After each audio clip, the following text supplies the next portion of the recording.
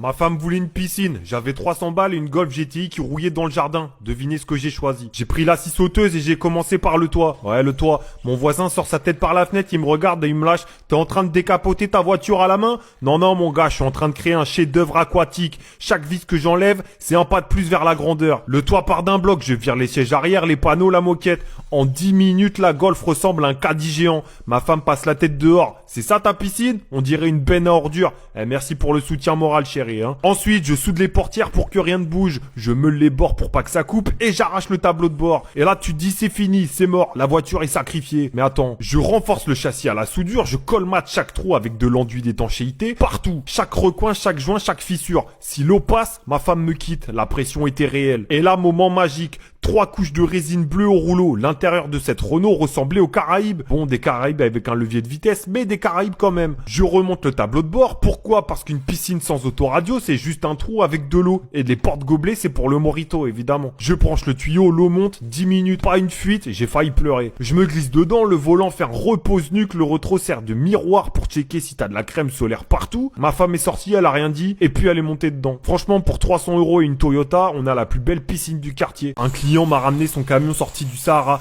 et je te jure que quand j'ai ouvert la porte, j'ai cru que j'allais devoir déclarer le véhicule à la chambre d'agriculture. Genre là, c'est pas de la poussière, hein, c'est de la terre, de la vraie, avec une carrière. La question c'est simple, est-ce que je nettoie ou est-ce que je laboure? Bon, j'ouvre et déjà ça tombe tout seul, même pas besoin de toucher, le camion se vide comme s'il en avait honte. Et ensuite, bah ouais, faut bien que j'attaque les sièges, hein. Enfin, les sièges. Parce qu'en vrai, je gratte un bloc, je frotte et là t'as des plaques entières qui se détachent, comme si je démontais un mur en terre battue. À ce stade, hein, je suis plus nettoyeur, hein, je suis archéologue carrément. Et petite info, au bout de 48 heures, la terre dans une voiture commence à créer un microclimat avec ses propres saisons. Et là, je pense que j'étais en automne. Et d'ailleurs, reste à la fin parce que tu vas voir, le résultat est fou. Là, je me dis, ok, je vais sortir le gros Karcher. Grosse erreur, j'envoie de l'eau et instantanément, ça devient de la boue. Mais une boue épaisse, genre béton liquide, ça coule partout dans les aérations, dans les câbles. Je suis en train de transformer le camion en marécage. Et plus je nettoie, plus ça s'étale. C'est plus un nettoyage, hein, c'est une expansion territoriale. Le camion gagne du terrain. Là, clairement, j'ai transformé l'intérieur en marécage. Si tu mets un canard, il hésite même pas. Et à ce moment-là, j'ai un doute. Est-ce que j'ai sauvé le camion ou est-ce que je viens de créer une zone humide protégée? Je respire, je me calme et je vais sortir les produits d'entretien. Le vrai moment critique, je spray, pchit, ça mousse et pour la première fois, ça accroche. Je frotte encore et d'un coup,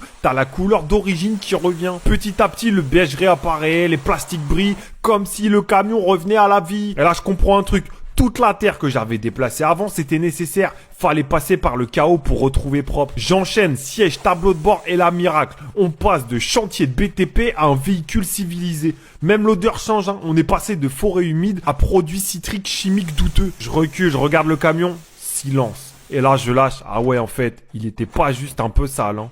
Ce client m'a laissé sa Mercedes devant chez moi en me disant « Elle a besoin d'un petit coup de propre ». Eh frérot, ta caisse, on dirait qu'elle a survécu à une coulée de lave. Et le pire, il a oublié de me laisser les clés. Donc j'ai fait ce que tout professionnel responsable ferait. J'ai pété la vitre avec une gourde. Ouais, une gourde. Mon collègue me regarde et me lâche. T'as pas un marteau? Si, mais il est dans ma voiture. Et ma voiture est ferme aussi. Enfin bref. Bon, à l'intérieur, c'était l'apocalypse, hein. Le volant ressemblait à une poterie du néolithique. La boue avait tellement séché que ça craquelait comme la peau d'un crocodile centenaire. Il y avait des morceaux de verre, de la terre. Je crois même avoir vu un champignon pousser sur le tapis de sol. Le Karcher et la première pression, la bouse barre en cascade. Le bleu apparaît en dessous, bleu. Ouais, la Merco était bleue, personne ne le savait, même pas le client, je suis sûr. Mon voisin passe et me sort. Ah, c'était une voiture, je croyais que c'était une sculpture d'art contemporain, moi. Ah, merci Jean-Pierre, très utile. Je continue, j'arrache le tableau de bord, les sièges, tout sort dehors. Je pose tout au sol et je Karcher chaque pièce comme un barbare. Et là, le cuir beige réapparaît sous la crasse, centimètre par centimètre. C'était beau, c'était émouvant. J'ai presque versé une larme, hein, presque. Ensuite, tout à la main, à l'éponge. Mais attends, les passages de roue, il y avait tellement de boue là-dedans qu'on aurait pu en faire des briques. Sérieux, j'aurais pu construire un garage avec ce que j'ai sorti de cette Merco. Et les jantes. Ah, le moment que tout le monde attend, hein.